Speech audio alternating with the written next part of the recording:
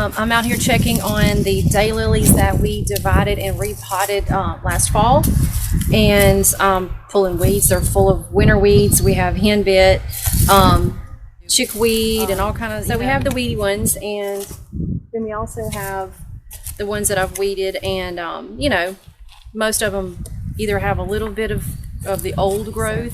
Don't think that your plant's dead. Always check the root ball, and that's what we're going to do. Let's look at the root ball. And what you want to see are these really healthy yellow roots.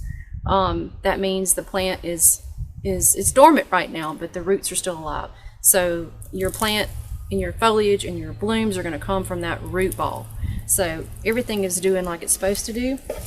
We're just going to pull these weeds so the weeds don't pull from the plant itself. So for now, we're just going to keep pulling these weeds, and we'll check back in a few months to see how things are coming along. With the LSU Ag Center, I'm Marcy Matthews. Thanks for watching.